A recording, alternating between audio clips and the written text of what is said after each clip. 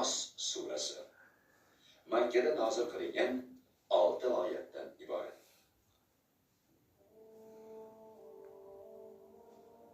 Nos odamlar degani. Bu surada insonlar va jinlarning yovuzlari, ya'ni shaytonlardan omonda bo'lish uchun Allohdan panoh so'rash ta'lim beriladi. 6 oyatdan ma'lum bo'lishicha, jinlarning shaytoni bo'lganidek, odamlarning ham shaytoni bo'lar ekan. Har ikki toifaning ishi ham odamlarni vasvasa qilib, yo'ldan ozdirishdir.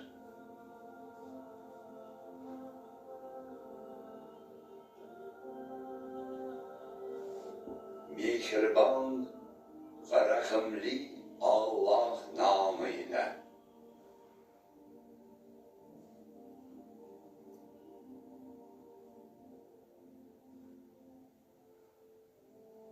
Ey Muhammad, ayting, panoh tilab, iltijo qilurman odamlar parvardigoriga, odamlar podshohiga, odamlar ilohiga.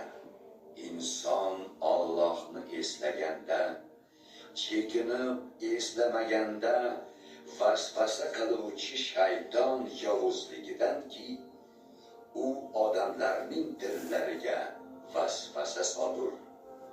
O'zi jinlar va odamlar jinsidandir.